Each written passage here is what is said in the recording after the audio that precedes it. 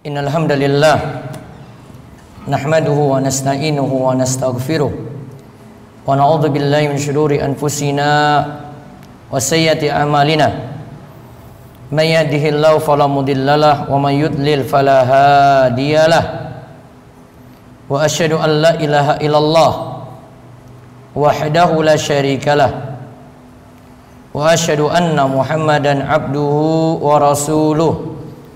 Allahumma salli ala nabiyyina Muhammad wa ala alihi wa man tabi'ahum bi ihsan ila yaumiddin.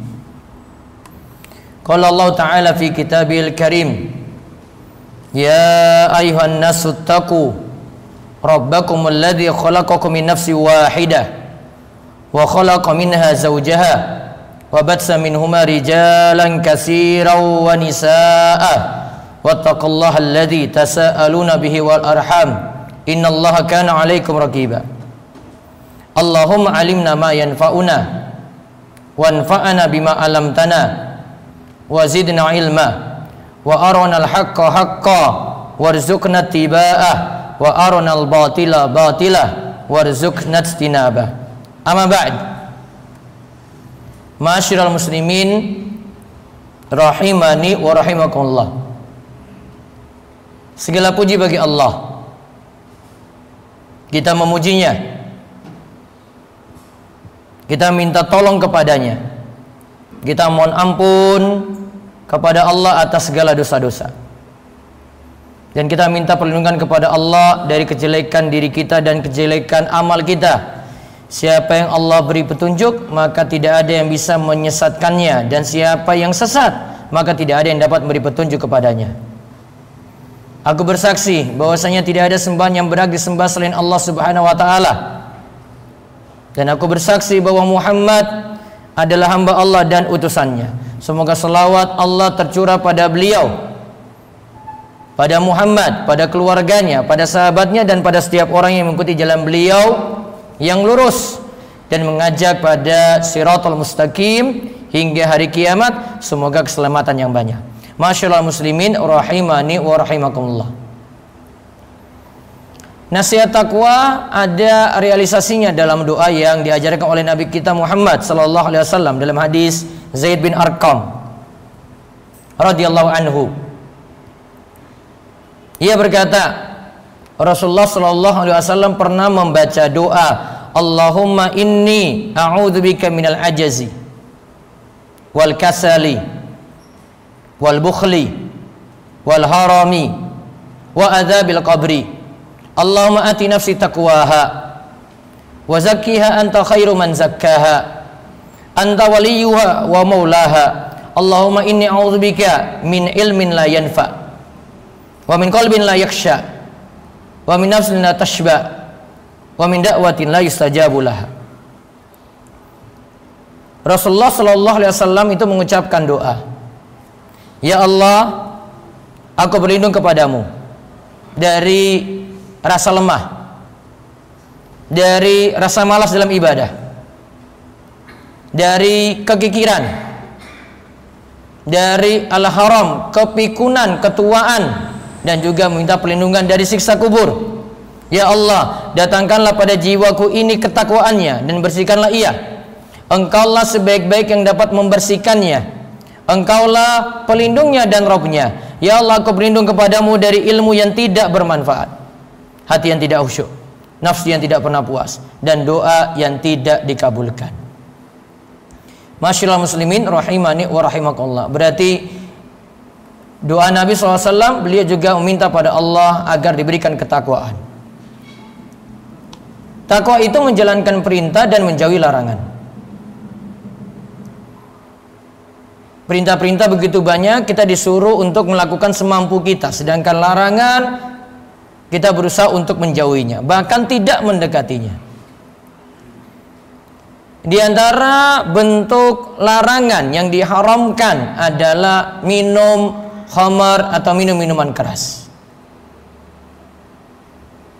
Pada kesempatan Jumat ini kami akan menjelaskan sisi bahaya dari khamar, dari sisi kesehatan maupun dari sisi dalil-dalil syar'i yang menunjukkan bahayanya. Khamar secara bahasa itu kalau dilihat ditilik dari etimologi, khamar itu adalah perasan anggur yang efeknya itu memabukkan. Sifat memabukkan sini menutupi akal, membuat kita tidak sadar. Namun secara terminologi, secara istilah, para ulama beda pendapat. Ada dua pendapat dalam hal ini, namun pendapat yang paling kuat yang dipilih oleh kebanyakan ulama, khamar itu segala sesuatu yang memabukkan, terserah bahan bakunya apa. Mau dari anggur, mau dari kurma, mau dari gandum atau yang lainnya. Sehingga tidak tepat kalau menganggap minuman yang memabukkan itu dari bahan baku anggur saja. Jadi mungkin ada yang mengira khamar atau minuman beralkohol itu minuman dari anggur. Enggak. Di zaman Nabi SAW turun larangan khamar. Khamar ketika itu terbuat dari perasan atau ekstraksi saking kurma, sehingga tidak bisa identik dengan anggur saja. Nabi SAW katakan tentang khamar, kullu muskirin khamrun wa kullu muskirin haramun. Segala sesuatu yang memabukkan itu khamar, dan segala sesuatu yang memabukkan itu haram.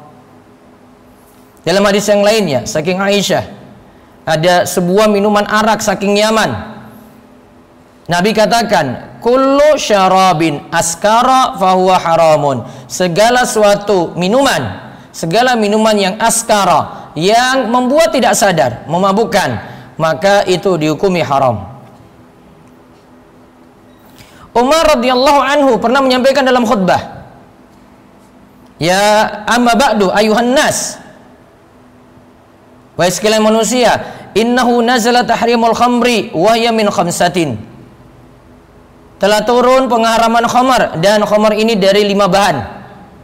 Minal ainabi wat tamri wal asali wal hintati wasyairi wal khamru ma khamar wal akla. Kata Umar, khamar itu kalau di tengah-tengah kita, kata Umar, ada dari 5 bahan itu dibuatnya. Ada dari anggur, ada dari kurma, ada dari madu lebah, ada dari hinta gandum, ada dari syair sejenis gandum yang lainnya. Lalu Umar katakan, wal khamru ma khamar al akla. Khamar itu sifatnya buat jadi tidak sadar. Kesimpulannya, khamar itu segala sesuatu yang memabukkan. Efeknya itu ada 2. Pertama, menghilangkan kesadaran. Yang kedua, akan terasa rileks dan akan terasa ngefly atau berbahagia yang kelebihan. Karena memang kalau orang itu minum miras, punya tahapan-tahapan. Kalau masih sedikit saja, masih 1 gelas saja dia itu minum, dia rasakan rileks. Wah, enak sekali ya keadaannya ini ya. Pengen tambah lagi. Ketika dia tambah lagi, mulai euforia, dia mulai bahagia sesaat. Sudah seperti berada di surga, ngefly. Kemudian setelah itu tambah lagi 1 gelas lagi, mabuk berat. Kemudian setelah itu hilang keseimbangan, dia mau jalan sudah nggak bisa lagi. Kemudian ada yang setelah itu lebih parah lagi, jatuh pingsan, overdosis. Ada overdosisnya lebih parah lagi, koma.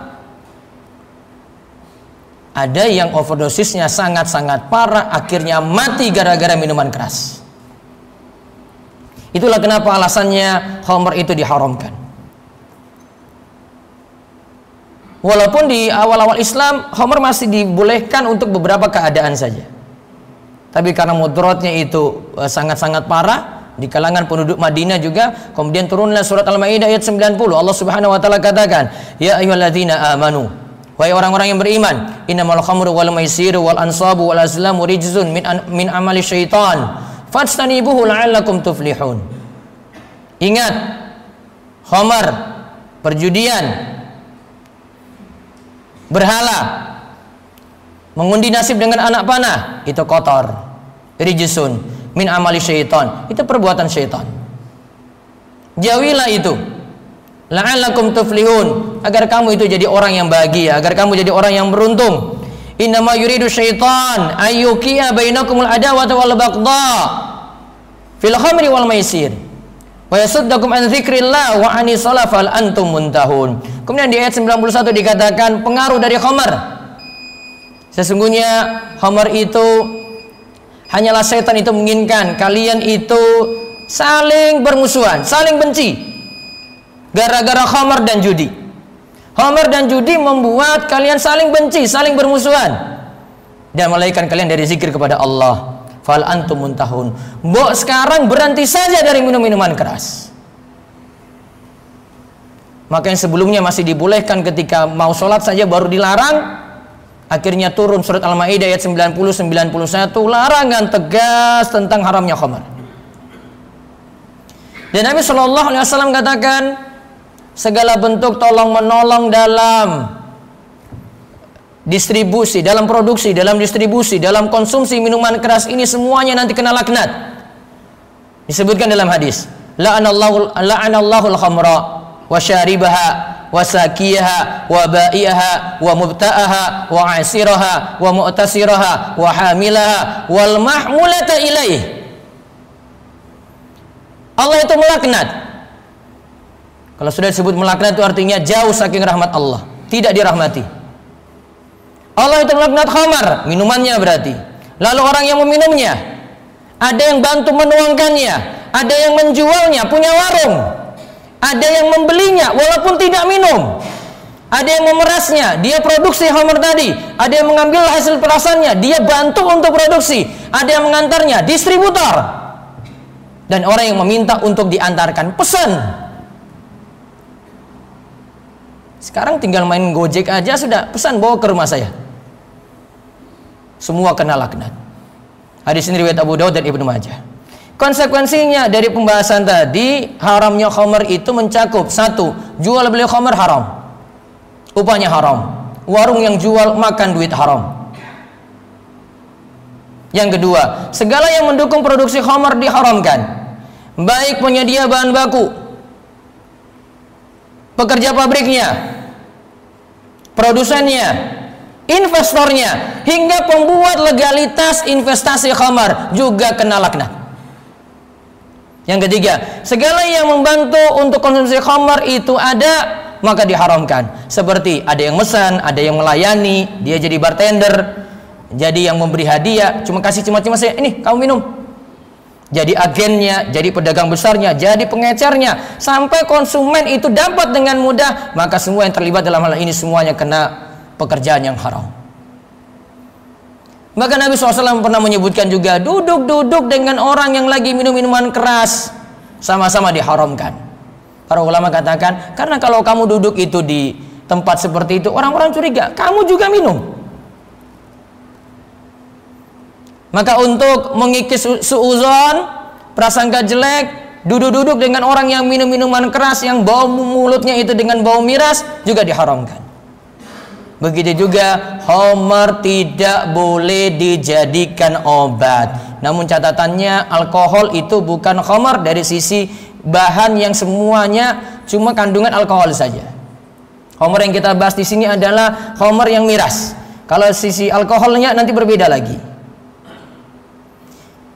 Adapun dosa bagi yang minum khamar, ada 3 hadis yang menyebutkan hal ini. Nabi SAW katakan, mudminul khamri ka'abdi wasanin. Pecandu khamar itu seperti penyembah berhala. 1. Kemudian yang kedua, pecandu khamar diancam tidak masuk surga. La yadkhulul jannata mudminul khamri. Tidak akan masuk surga para pecandu khamar. Kemudian yang ketiga, peminum khamar sholatnya tidak diterima selama 40 hari. Kata Nabi SAW, al-khamru ummul khaba'is. Faman syaribaha lam tuqbal salatu 40 yauman fa in mata wa fi batnihi mata mitatan jahiliyatan. Ingat, khamar itu biang kerusakan. Siapa yang minum, maka sholatnya selama 40 hari tidak diterima. Jika ia mati dan di dalam perutnya masih ada khamar, maka dia mati seperti matinya orang jahiliyah. Hadis ini riwayat At-Tabrani dalam Mu'jam Al-Awsat, dan hadisnya itulah adalah hadis yang hasan. Yang dimaksud sholatnya tidak diterima 40 hari, tidak diberi pahala, tapi tetap wajib sholat. dia tidak sholat, tambah dosa lagi. Maka dia tetap disuruh sholat, namun 40 hari tidak diberikan pahala. Dan dalam hadis ini sudah buktikan lagi, al-khamru umul khaba'ith. Khamar itu biang keonaran. Nggak ada itu di muka bumi itu khamar itu buat damai, itu nggak ada. Tidak ada khamar di muka bumi itu buat rasa aman, itu nggak ada. Penganiayaan, pembunuhan, pengeroyokan, tawuran, sampai pemerkosaan itu ada. Kasus-kasusnya ini gara-gara miras. Beberapa penelitian itu mengatakan kalau peminum khamar itu di kalangan remaja paling banyak di antara umur 25 sampai 30 tahun. Yang kedua, nomor duanya itu di usia SMA sampai usia 25 tahun. Ada beberapa kasus anak SD ditemukan minum minuman keras. Dan itu kebanyakan faktor lingkungan dan jauhnya didikan yang ada di rumah. Bisa jadi dapat didikan juga dari orang tuanya sendiri. Semoga Allah Subhanahu wa taala jauhkan kita dari berbagai macam kerusakan, dan Allah jauhkan kita dari lingkungan kita berbagai macam minuman keras, dan Allah memberikan hidayah bagi yang belum mendapatkan hidayah. Semoga di Jumat yang penuh berkah ini mendapatkan jalan hidayah dan kita semuanya dimudahkan masuk surga. Aqulu qouli hadza wastaghfirullah li wa lakum wa lisa'il muslimin innahu was-sami'ul alim.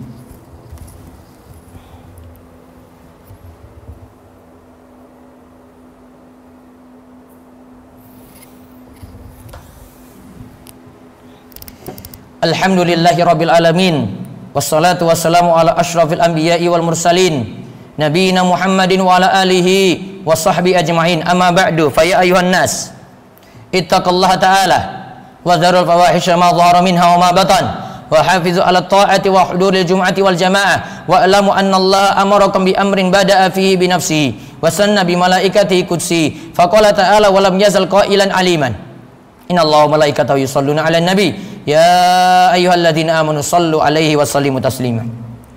Allahumma salli ala Muhammad wa ala ali Muhammad kama sallaita ala Ibrahim wa ala ali Ibrahim innaka Hamidum Majid. Allahumma barik ala Muhammad wa ala ali Muhammad kama barakta ala Ibrahim wa ala ali Ibrahim innaka Hamidum Majid. Allahumma ighfir lil muslimina wal muslimat wal mu'minina wal mu'minat al ahya'i minhum wal amwat innaka sami' qarib mujibu da'wah. Rabbana hab lana min azwajina wa dzurriyyatina qurrata a'yun waj'alna lil muttaqina imama. Allahumma inna nas'alukal huda wat tuqa wal afaf wal ghina. Allahumma kfina bihalalika an haramik wa aghnina bi fadlika amman siwak. Allahumma inna na'udzubika min zawali ni'matik wa tahawuli afiyatik wa fujaati nikmatik wa jami'i sakhatik. Allahumma inna na'udzubika minal barasi wal jununi wal juzami wa min sayyi'il asqam. Allahumma ahsin akibatana fil umuri kulliha wa ajirna min khizyid dunya wa adzabil akhirah. Rabbana